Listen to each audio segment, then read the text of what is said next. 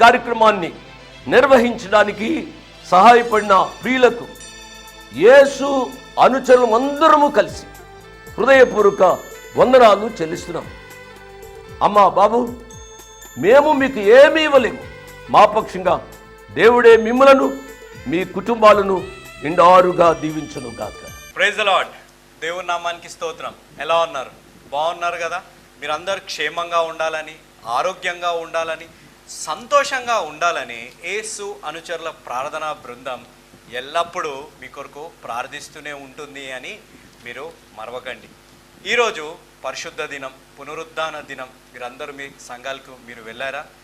వెళ్ళాం బ్రదర్, మేము ఎంతో సంతోషంగా గడిపాము అని మీలో చాలామంది అంటుండొచ్చు. సంఘానికి వెళ్తే సరిపోతుందా? సంఘానికి వెళ్ళింది మనము జీవించాలి కదా. సంఘానికి వెళ్తే సరిపోతుంది, మేము విశ్వాసులము అని చాలామంది అంటుంటారు. నేను ఒక చిన్న ఉదాహరణ ఇస్తాను. మీలో చాలామంది హాస్పిటల్లో పనిచేస్తుండొచ్చు, అవునా? మీరు హాస్పిటల్కి వెళ్తే మిమ్మల్ని డాక్టర్ అంటారా? అనరు కదా. ఒక డాక్టరు కావాలి అనంటే ముందు చదవాలి. చదివిన దానికి ఎగ్జామ్ ఉంటుంది. ఆ ఎగ్జామ్ పాస్ అయ్యాక దాన్ని ప్రాక్టీస్ చేస్తుంటేనే వారిని డాక్టరు అని అంటారు, అవును కదా. మన జీవితాల్లో కూడా సంఘానికి వెళ్ళాము, మేము విశ్వాసులము అంటే సరిపోదు. సంఘానికి వెళ్ళింది, సంఘంలో విన్నది మన జీవితాల్లో మనము అన్వయించుకోవాలి. వాక్యాన్ని చదవాలా, చదివింది విశ్వాసంలో వచ్చే పరీక్షల్ని మనం కూడా పాస్ కావాలా. సంఘంలో ఉన్న వాక్యాన్ని అనుగుణంగా జీవించాలా. అలా జీవిస్తేనే మనల్ని కూడా విశ్వాసులు అంటారు అనేది మరవకండి. వాక్యంలోకి వెళ్ళే ముందు ప్రార్థన చేసుకుందాం. ఈ వారమంతా దేవుణ్ణి మరిచి జీవిస్తున్న యవనస్తుల కొరకు ప్రత్యేకంగా ప్రార్థిస్తూ వచ్చాం. వారు రక్షణ పొందాలి, దేవుని మార్గంలో నమ్మకంగా నడవాలి అనేది మా ప్రార్థన. దేవుడు మా ప్రార్థనని ఆలకించినందుకు దేవునికి ఎంతో వందనాలు, కృతజ్ఞతలు మేము చెల్లించుకున్నాం. ఇప్పుడు కూడా ప్రత్యేకంగా యవనస్తులు, నేను మోకరించి ప్రార్థిస్తుండగా మీరందరూ నాతో మోకరించి ఈ ప్రార్థనలో ఏకీభవించాలని నా మనవి. ప్రేమల మా తండ్రి, పరిశుద్ధమైన మా ప్రభువా, ఈ కొద్దిపాటి సమయాన్ని మాకు ఇచ్చారు. మీకు ఎంతో వందనాలు, కృతజ్ఞతలు చెల్లించుకుంటున్నాం. ఈ పునరుద్ధాన దినం, ఈ పరిశుద్ధ దినంలో ప్రభువా మేము ఎలా జీవిస్తున్నాము అనేది మమ్మల్ని మేము ప్రశ్నించుకునే విధంగా మమ్మల్ని నడిపించమని వేడుకుంటున్నాం. కష్టాలున్నాయి, బాధలున్నాయి, సమస్యలున్నాయి అని చెప్పి ప్రభువా మిమ్మల్ని మర్చిపోయి జీవిస్తుంటే మమ్మల్ని మీరు క్షమించమని వేడుకుంటున్నాం. ఎల్లప్పుడూ మా తోడుండే దేవుడు, మా కొరకు మా స్థానంలో యుద్ధం చేసే దేవుడు మా తోడున్నాడు అనే నమ్మకాన్ని, విశ్వాసాన్ని మా జీవితాల్లో కలగజేయమని వేడుకుంటున్నాం ప్రభువా. ఎలాంటి సమస్య అయినా తొలగించమని మేము వేడుకుంటున్నాం. యేసు అనుచరుల మిషనరీ సంస్థ మీద నమ్మకం ఉండి, అదేవిధంగా లోక రక్షకుడైన దేవుడు, మహిమ కలిగిన దేవుడి మీద నమ్మకం ఉండి పంపించిన ఈ ప్రార్థన అవసరతల కొరకే కూడా ప్రత్యేకంగా మేము ప్రార్థిస్తున్నాం. ప్రతి ప్రార్థన అవసరతని మీరు తీర్చమని, వారిని మీరు దీవించమని, ఆశీర్వదించమని మేము వేడుకుంటున్నాం. అదేవిధంగా ఈ వారమంతా యవనస్తుల కొరకే ప్రత్యేకంగా ప్రార్థిస్తూ వస్తున్నాం ప్రభువా. మిమ్మల్ని మర్చిపోయి పాపపు జీవితంలో జీవిస్తుంటే వారిని మీరు క్షమించమని, రక్షణ మార్గంలో వారందరినీ మీరు నడిపించి మీకు మహిమ తెచ్చే విధంగా వారిని తీర్చిదిద్దమని మేము వేడుకుంటున్నాం. ఈ ప్రోగ్రామ్ని స్పాన్సర్ చేసిన సుధాకర్ గారు, దీనా గారి కొరకే కూడా ప్రత్యేకంగా ప్రార్థిస్తున్నాం. వారి మ్యారేజ్ యానివర్సరీ సందర్భంగా స్పాన్సర్ చేశారు ప్రభువా. వారిని మీరు దీవించి ఆశీర్వదించి ఒక ఆదర్శ దంపతుల వలె వారు జీవించేలాగున వారిని నడిపించమని, వారి జీవితంలో మీరు మీ ప్రేమ ఎల్లప్పుడూ వారి జీవితంలో ఉండేలాగున వారిని మీరు నడిపించమని మేము వేడుకుంటున్నాం. అదేవిధంగా ప్రభువా ఈ కొద్దిపాటి ప్రార్థనని మీరు ఆలకించి మిమ్మల్ని మర్చిపోయే విధంగా మేము జీవించకుండా మీ యందు నమ్మకంగా, మీ యందు విశ్వాసంగా జీవించేలాగున మమ్మల్ని మీరు నడిపించమని వేడుకుంటూ యేసు క్రీస్తు అతి పరిశుద్ధమైన నామం అడిగి వేడుకున్నాం తండ్రి, ఆమేన్. నాతో పాటు ప్రార్థనలో ఆమేన్ చెప్పిన ప్రతి బిడ్డని దేవుడు నిండారుగా దీవించునుగాక. మనము దేవుణ్ణి మర్చిపోతున్నామా? ఆర్ వి ఫర్గెటింగ్ గాడ్ అనే అంశం గురించి మాట్లాడుకుంటున్నాం. దానిది ఒక చిన్న రీక్యాప్ చూద్దామా? దేవుడు అన్నీ ఇచ్చాడు కాబట్టి మనము దేవుణ్ణే మర్చిపోయి జీవిస్తున్నాం. సాతానుడు పని ఏంటిదంటే, ఏదైతే దేవుడు మనకి ఇస్తాడో అది మర్చిపోయేలాగా చేయడమే సాతానుడు పని. అదే ఆదాము అవ్వ కూడా చేశారు. రీక్యాప్ చూశారు కదా. సాతానుడు పని ఏంటిది? ఏదైతే దేవుడు మనల్ని ఆశీర్వదిస్తారో అవన్నీ మర్చిపోయేలాగా మనము జీవించేటట్టు చేస్తుంది సాతానుడు.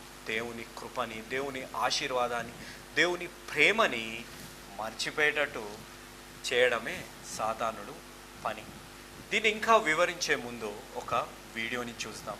ఇక్కడ మీరు చూస్తున్న దృశ్యం, ఒక యవనస్తుడు తన జీవితంలో ఒక గమ్యం చేరాలని, ఏదో సాధించాలి అనే తపనలో వస్తున్నాడు.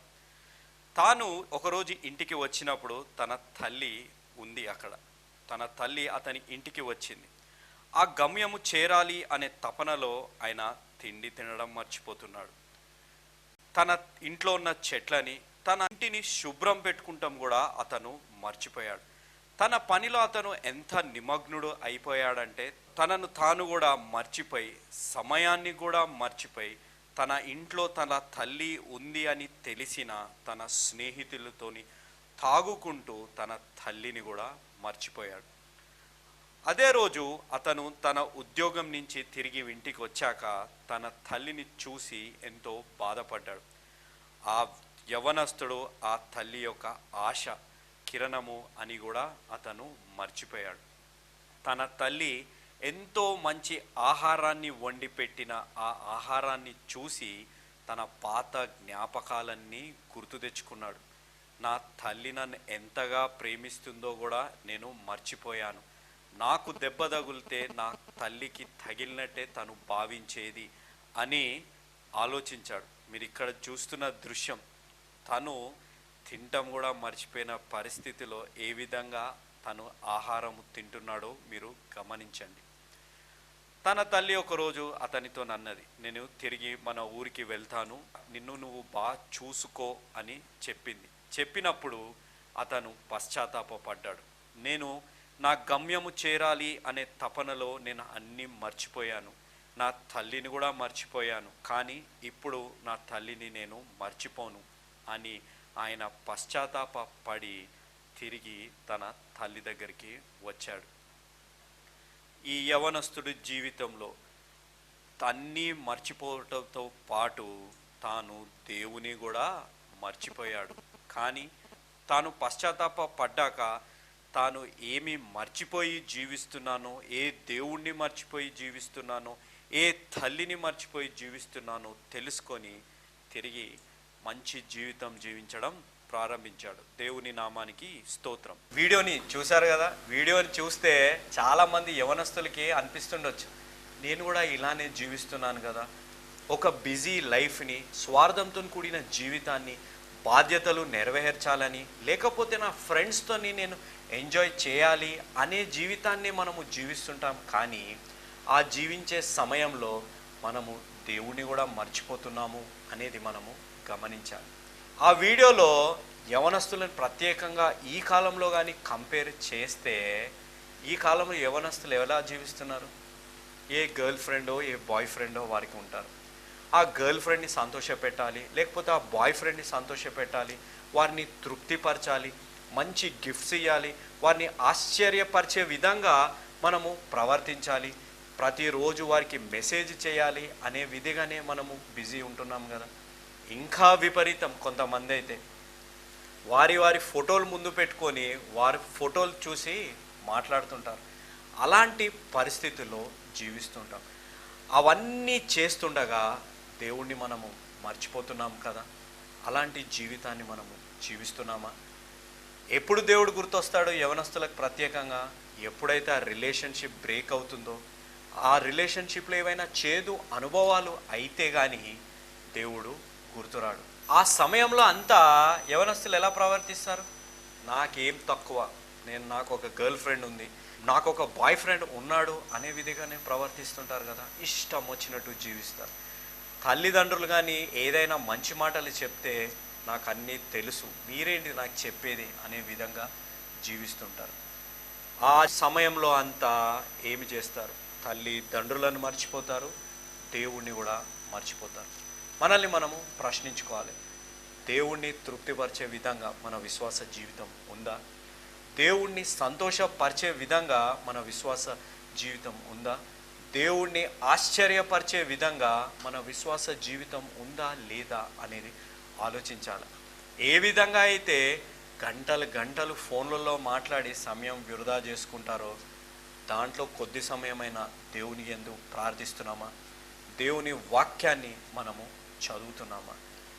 ఫోటో చూసుకొని మనిషి లేకుండా మాట్లాడడం కంటే బైబిల్ని చూసి బైబిల్లో ఉన్న వాక్యాన్ని చదివితే మనకు ఒక మంచి జీవితం ఉంటుంది అనేది మనము మరవకూడదు.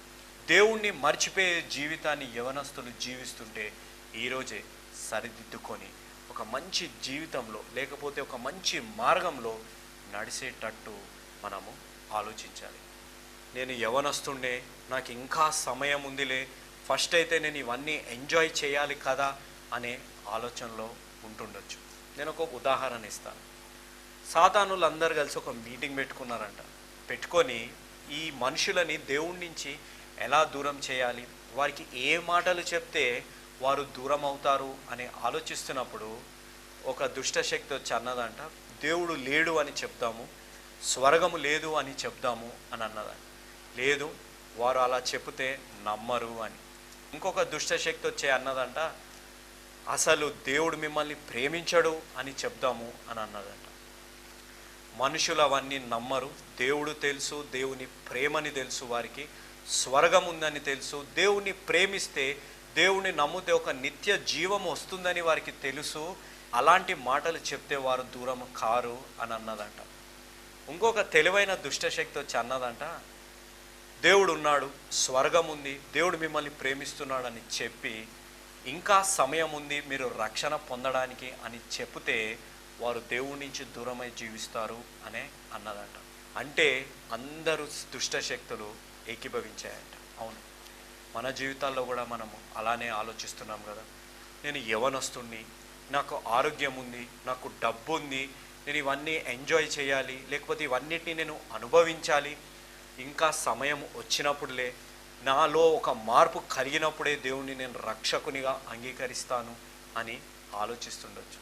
అలాంటి ఆలోచనలలో మనము జీవించకూడదు. బైబిల్ నుంచి నేను ఒక మనిషి గురించి చెప్తాను. Nehemiah, the man of God. ఆయనకి ఒకానొక రోజు తెలిసింది, యెరూషలేములో ఆలయము కట్టబడ్డది, కానీ ఆ ఆలయముకి గోడలు లేవు అనే విషయం తెలిసినప్పుడు నెహెమ్యా గారు ఏమి చేశారు? నెహెమ్యా గ్రంథం 1వ అధ్యాయం 4వ వచనం. ఈ మాటలు విన్నప్పుడు నేను కూర్చుండి ఏడ్చి కొన్ని దినములు దుఃఖముతో ఉపవాసము ఉండి ఆకాశమందలి దేవుని ఎదుట విజ్ఞాపన చేసి తిని. ఎప్పుడైతే దేవుని ఆలయానికి గోడలు లేవని తెలిసాయో నెహెమ్యా గారు ఏడ్చి ఉపవాసము చేసి దేవుని యందు విజ్ఞాపన చేశారు. నెహెమ్యా గారు పర్షియన్ కింగ్ దగ్గర ఒక కప్ బేరర్, అంటే ఒక మంచి స్థానంలో ఒక రాజుకి సన్నిహితంగా జీవిస్తున్న వ్యక్తి. ఎప్పుడైతే తన దేశం గురించి తెలిసిందో, దేవుని ఆలయం గురించి తనకి తెలిసిందో, నాకెందుకులే, నేను ఒక మంచి స్థానంలో ఉన్నాను, రాజుకి సన్నిహితంగా నేను జీవిస్తున్నాను, ఆ ఆలయము ఏమైతే నాకెందుకులే అన్నట్టు జీవించలేదే. ఎప్పుడైతే నెహెమ్యా గారికి తెలిసిందో ఆయన ప్రార్థన చేశారు. ఆయన ప్రార్థన చేసి దేవుని యందు విజ్ఞాపన చేశారు కదా. చేసి ఉట్టి ప్రార్థన విజ్ఞాపన చేశారా? Immediately he took A step, he acted. ఆయన రాజు దగ్గరికి వెళ్ళి, నా దేశంలో నా దేవుని ఆలయం గోడలు సరిగ్గా లేవు, నేను వెళ్ళాలి అని అడిగారు. అడగగానే ఏం చేశారు? రాజు కూడా పర్మిషన్ ఇచ్చాడు. అంటే ఆయన చేసే ప్రతి పనిలో ఆయన ప్రార్థన చేస్తున్నారు. He was talking to God. Nehemiah was a person who was talking to God. ఆయన ఎల్లప్పుడూ ప్రతి విషయంలో దేవుని యందు ప్రార్థన చేస్తున్నారు, అంటే దేవునితోని మాట్లాడుతూనే ఉన్నారు. నెహెమ్యా గారు ఏదైనా సమస్య వచ్చినప్పుడు, ఏదైనా పరిస్థితులు ఏర్పడ్డప్పుడు ఇమీడియట్గా 8 సార్లు ప్రేయర్ చేశారు, 8 సార్లు ప్రార్థన చేశారు. అంటే he was talking to God. ఎల్లప్పుడూ దేవునితోని మాట్లాడుతూనే ఉన్నాడు, ఎల్లప్పుడూ దేవుని యందు ప్రార్థన చేస్తూనే ఉన్నారు. He was talking to God. రాజును కన్విన్స్ చేయాలన్నా, ఆయనకి ఏదైనా వ్యతిరేకత వచ్చినా, ఆయనకి ఏవైనా శత్రువులు ఆయనకు హాని చేయాలని తలంచినా ఆయన వెంటనే ప్రార్థన చేసేవారు. ఆయన వారి తోటి ఉన్న సహచరులకి ధైర్యం చెప్పేవారు. మనం ఒక్కటి గుర్తుపెట్టుకోవాలి, ఎప్పుడైతే మనం దేవుని కొరకు నిలబడతామో, ఎప్పుడైతే మనం దేవుణ్ణి మర్చిపోమో, దేవుడు కూడా మనల్ని మర్చిపోరు కదా. మన ప్రతి పోరాటంలో దేవుడు మనతోనే ఉంటారు. మన ప్రతి పోరాటంలో ఆయననే పోరాడుతారు అనేది మర్చిపోకూడదు. నెహెమ్యా గ్రంథం 4వ అధ్యాయం 14వ వచనం, వారికి మీరు భయపడుకుడి, మహాగణుడను భయంకరుడనగు యెహోవాను జ్ఞాపకము చేసుకునుడి. అదే నెహెమ్యా గ్రంథం 4వ అధ్యాయం 20వ వచనం, మన దేవుడు మన పక్షముగా యుద్ధము చేయును. అంటే మహాగణుడైన దేవుడు మన పక్షముగా యుద్ధము చేస్తాడు. ఎప్పుడైతే మనం దేవుణ్ణి మర్చిపోము. నెహెమ్యా గారు కూడా ఒక మంచి స్థానంలో ఉన్నప్పటికీ దేవుణ్ణి మర్చిపోలేదు కదా. ఎప్పుడైతే దేవుని ఆలయం గోడలు ఇంకా కట్టబడలేదు అని అతనికి తెలిసిన వెంటనే ఆయన స్పందించి వచ్చారు కదా. అంటే ఎప్పుడైతే మనము దేవుణ్ణి మర్చిపోమో, దేవుడు మనతోని ఉంటారు. మన ప్రతి యుద్ధంలో మన పక్షముగా ఆయనే యుద్ధము చేస్తారు. మన ప్రతి కష్టంలో, మన ప్రతి బాధలో, మన ప్రతి సమస్యలో దేవుడి యందు మనం ఆధారపడితే యుద్ధము ఆయనే చేస్తారు అనేది మనము మర్చిపోకూడదు. Nehemiah, he was not only talking to God, he was walking with God. అంటే ఆయన ప్రార్థన చేయడము, ఉపవాసాలు చేయడమే కాకుండా ఆయన ప్రార్థించింది, ఆయన జీవించారు. He was walking along with God. ఆయనకి ఎంత అపోజిషన్ వచ్చినా, ఎంత వ్యతిరేక, తన సొంత వారితో కానీ బయట వారితో కానీ ఎంత వ్యతిరేకత వచ్చినా ఆయన దేవుని మార్గాన్ని విడవలేదే. ఏ పని కోసమైతే ఆయన ఇక్కడ వచ్చారో ఆ పని నుంచి ఆయన తప్పించుకొని వెళ్ళిపోలేదే. నెహెమ్యా గ్రంథం 8వ అధ్యాయం 10వ వచనం, మీరు దుఃఖపడకుడి, యెహోవా యందు ఆనందం ఉంచుట వలన మీరు బలము నొందురు. అంటే యెహోవా యందు ఆనందం ఉంచడం వలన మీకు బలము నొందురు. అవును, ఎప్పుడైతే ఏ కష్టంలో అయితే ఆయన ఉన్నారో ఆయన ఆనందిస్తూనే ఉన్నారు. ఎందుకంటే యెహోవా యందు ఆనందించడం ఆయనకు బలము కనుక. ఆ కష్టాలలో ఉన్నప్పుడు కూడా అంత వ్యతిరేకత ఆయనకి వచ్చినప్పటికీ కూడా 52 రోజులలో ఆ గోడల్ని నెహెమ్యా గారు కట్టగలిగారు. అంటే ఎంత వ్యతిరేకత అతనికి వచ్చినా, ఎన్ని శత్రువులు అతనిని హింసించడానికి ప్రయత్నించినా నెహెమ్యా గారు వారి మార్గాన్ని విడవలేదు కదా. Not only he was talking, he was walking with God. ఆయన ప్రార్థించడమే కాకుండా ప్రార్థించింది, జీవించారు కూడా. అందుకే ఒక అసాధ్యమైన పని 52 రోజులలో కని విని ఎరగని రీతిలో ఆ గోడల్ని కట్టగలిగారు. ఎందుకు కట్టగలిగారు? He was talking with God and he was walking with God. Nehemiah గారు, మీరు ఆలోచించాలా, ఆ గోడలు కట్టడం ఎంతో పెద్ద పని. అదేవిధంగా అంత పెద్ద పనికి అంతే పెద్ద వ్యతిరేకత కూడా వారికి వచ్చింది. కానీ వారు దేవుని మార్గాన్ని విడవలేదు. ఎంత కష్టం వచ్చినా, ఎంత బాధ కలిగినా, ఎంత బెదిరింపులు వారికి వచ్చినా దేవుని యందు నమ్మకంగా వారు జీవించారు. దేవుని మార్గంలోనే వారు జీవించారు. ఏ కష్టం వచ్చింది, బెదిరింపులు వచ్చాయి, ఇంకా నేను ఈ మార్గాన్ని విడిచిపోదాం, దేవుణ్ణి మర్చి నా పాత ఉద్యోగానికి నేను వెళ్ళిపోదాము అని నెహెమ్యా గారు ఆలోచించలేదే. నెహెమ్యా గారికి తెలుసు దేవుడు ఎటువంటి వారు. నెహెమ్యా గ్రంథం 9వ అధ్యాయం 27వ వచనం, ఆ శత్రువులు వారిని బాధింపగా శ్రమకాలమందు వారు నీకు మొర్ర పెట్టినప్పుడు ఆకాశము నుండి నీవు ఆలకించి వారి శత్రువుల చేతిలో నుండి వారిని తప్పించుటకై నీ కృప సంపత్తిని బట్టి వారికి రక్షకులను దయచేసితివి. ఎంత గొప్ప మాట! రక్షకులను దేవుడు పంపిస్తారు. అవును, మన జీవితాల్లో కూడా ఎంత కష్టం, ఎంత బాధ వచ్చినా దేవుని యందు మనము నమ్మకంగా జీవించాలి. దేవుడు రక్షకులని పంపించి మనల్ని కాపాడుతారు. దేవుడు మన ప్రార్థనని వింటారు. నెహెమ్యా గారి ప్రార్థన వారు ఎల్లప్పుడూ ఏ సమయంలో ఎంత ఇమీడియట్గా, ఇన్స్టెంట్గా వారు ప్రేయర్ చేసినా దేవుడు వారి ప్రార్థనని ఆలకిస్తూ వారి మార్గాన్ని సరళము చేశారు కదా. ఎప్పుడెప్పుడైతే ప్రజలు దేవుణ్ణి మర్చిపోయి జీవించినప్పుడల్లా, వారి కష్టాల్లో ఉన్నప్పుడల్లా దేవుడి దగ్గరికి వస్తే దేవుడు వారి ప్రార్థనని ఆలకించారు కదా. కానీ మన దేవుడు మనల్ని మర్చిపోయే దేవుడా కాదు కదా. అదే నెహెమ్యా గ్రంథం 9వ అధ్యాయం 34వ వచనం. మా రాజులు కానీ, మా ప్రధానులు కానీ, మా యాజకులు కానీ, మా పితరులు కానీ నీ ధర్మశాస్త్రమును అనుసరించి నడవలేదు. నీవు వారి మీద పలికిన సాక్ష్యములైనను నీ ఆజ్ఞలైనను వారు వినక పోయిరి. దేవుడు వారిని ఎంతో ఆశీర్వదించారు. ఎంత ఆశీర్వదించినప్పటికీ, వారి ప్రార్థనలు దేవుడు ఎంత ఆలకించినప్పటికీ వారు దేవుని మార్గంలో వారు నడవలేదు. అందుకే వారికి శిక్ష వచ్చింది. మన జీవితాల్లో నెహెమ్యా గారు వలె are we talking with God and are we walking with God అనేది మనము ఆలోచించాలి. నెహెమ్యా గారు అక్కడ గోడలు కట్టడంతో పాటు అక్కడ మనుషుల్ని కూడా రక్షణ మార్గంలో నడిపించారు. ఎంత గొప్ప కార్యము వారు చేశారు. వారు అనుకుంటే దేవుణ్ణి మర్చిపోయి జీవించవచ్చు, కానీ నెహెమ్యా గారు ఎక్కడ దేవుణ్ణి మర్చిపోలేదు.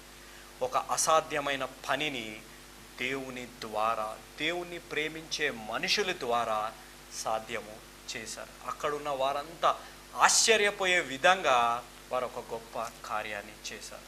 He built the walls of temple. అసాధ్యమైన పనిని నెహెమ్యా గారు చేయగలిగారు. మన జీవితాల్లో మనము ఎలా జీవిస్తున్నాం, సంఘాలలో ఎలా జీవిస్తున్నాం, ఎలాంటి గోడలు కట్టుకొని మనము జీవిస్తున్నాం, దేవుని ప్రేమతో నిండిన గోడల్ని మనం కట్టగలుగుతున్నామా, లేకపోతే కోపము, ద్వేషము, స్వార్థంతోనున్న గోడలు కట్టుకొని మనము జీవిస్తున్నాము? మన కుటుంబంలో ఎలాంటి గోడలు మన కుటుంబాలలో ఉన్నాయి? వేరుగా స్వార్థంతో, ఐక్యత లేని గోడలతోనూ ఉంటే అవన్నీ నుంచి తొలగించి ప్రేమ, క్షమాపణ అనే గోడలు కట్టడానికి ప్రయత్నిస్తున్నామా? మన వైవాహిక జీవితంలో కూడా ఎలాంటి సమస్యలు ఉన్న అహంతో నిండిన గోడలతో నిండి ఉన్నామా? క్షమాపణ లేని గోడలతోని మన వైవాహిక జీవితం ఉంటే ఈరోజే క్షమాపణ, ప్రేమ అనే గోడలు కట్టాలని ఆలోచిస్తున్నారా? ఎలాంటి గోడలు కట్టాలని ఆలోచిస్తున్నారు? ఇవన్నీ అసాధ్యం బ్రదర్, మేము ఇవన్నీ చేయలేము బ్రదర్ అని అనుకుంటుండొచ్చు. ఇవన్నీ చేయగలుగుతాం ఎప్పుడైతే when we talk with God and when we walk with God. ఏ విధంగా అయితే నెహెమ్యా గారు దేవుని యందు ప్రార్థించారో, ఏ విధంగా అయితే నెహెమ్యా గారు దేవుని మార్గంలో నడిచారో, ఆ విధంగా నేను నడవగలిగితే ఇవన్నీ సాధ్యపడతాయి. ఏ గోడలనైతే 52 రోజుల్లో కట్టగలిగారో మనం కూడా విశ్వాసము, ప్రేమ, క్షమాపణ, రక్షణ అనే గోడలు మనం కూడా కట్టగలుగుతాం. ఈరోజే మన జీవితాల్లో పాపపు అనే గోడని తొలగించి రక్షణ అనే గోడని మనము కడదాం. దేవుని యందు నమ్మకంగా జీవిస్తాం. నెహెమ్యా గ్రంథం 10వ అధ్యాయం 39వ వచనం. మా దేవుని మందిరమును మేము విడిచిపెట్టము అనే మాట మనం కూడా అందాం. హృదయము అనే మందిరంలో ఎక్కడైతే దేవుడు నివసిస్తున్నారో మనము ఆ మందిరాన్ని విడిచిపెట్టకుండా దేవుని యందు నమ్మకంగా, విశ్వాసంగా జీవించి రక్షణ అనే గోడ కట్టాలి అనంటే ఈరోజే మన పాపాన్ని మనం ఒప్పుకోవాలి. దేవుణ్ణి మన సొంత రక్షకునిగా మనము అంగీకరించాలి. ఒక యేసు అనుచరుడుగా మనము మారాలి. ఎందుకు అనంటే దేవుడు మార్చేది జీవితాలు, మతాలు కాదు అనేది మనము మర్చిపోకూడదు.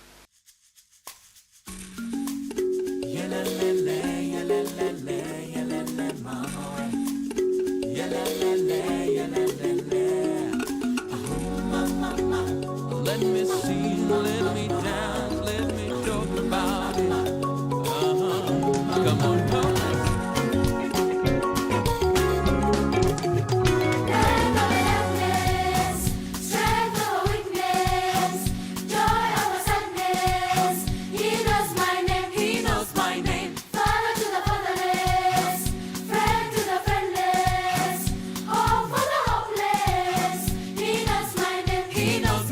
And I will praise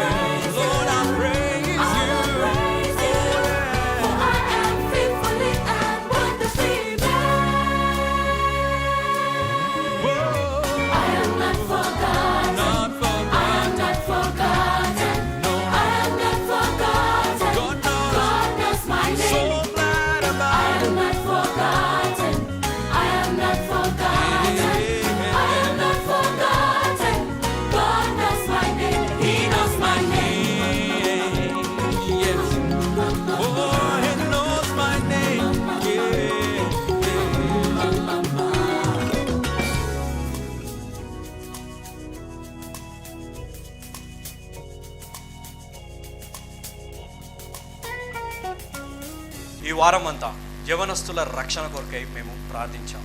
యవనస్తులు ప్రత్యేకంగా దేవుని యందు నమ్మకంగా జీవించాలి, దేవుణ్ణి మర్చిపోయే విధంగా జీవించకూడదు. ఈ లోకంలో ప్రత్యేకంగా క్రైస్తవ యవనస్తులు ఎలా ఉండాలి అని అంటే ఒక యేసు అనుచరు వలె వారు జీవించాలి. మా ప్రార్థన, మా భారం కూడా అది. అదేవిధంగా వచ్చే వారం అంతా ఆర్థిక ఇబ్బందులతో బాధపడుతున్న వారి కొరకై ప్రత్యేకంగా ప్రార్థిస్తాం. మీ ప్రార్థన అవసరతలన్నీ ఈ కింద ఉన్న ఫోన్ నెంబర్స్కి ఇవ్వమని నా మనవి. యేసు అనుచరుల ఒక మిషనరీ సంస్థ. ఈ మిషనరీ సంస్థకి ఏ సంఘం లేదు, ఏ ఫారెన్ ఫండ్ లేదు. కేవలం దేవుని వాక్యాన్ని మీద ఆధారపడి, అదేవిధంగా దేవుని వాక్యాన్ని ప్రేమించే తెలుగు ప్రజల మీద ఆధారపడి నడుస్తున్న సంస్థ. ఈ టీవీ పరిచర్యల ఎంతో ఖర్చుతో కూడింది, ఎంతో భారము, వ్యయ ప్రయాసలతోనే ఉన్న పరిచర్య. ఈ పరిచర్య ఇదే విధంగా కొనసాగాలి అనంటే, యవనస్తుల్ని ప్రత్యేకంగా రక్షణ మార్గంలో నడిపించాలి అనంటే మీరు మాకు సహాయపడాలి. మీరు మాకు సహాయపడతారు అని నా మనవి. ఇంతవరకు వాక్యాన్ని విన్న ప్రతి బిడ్డని దేవుడు నిండారుగా దీవించునుగాక. ఆమేన్. My address 1-1-214/2, flat number 505506. 1-1-214/2, flat number 505506. Prithvi Apartments Extension, Vivek Nagar, Chikkarpalli, Hyderabad 20. దేవుడు మిమ్మల్ని నిండారుగా దీవించునుగాక. ఆమేన్.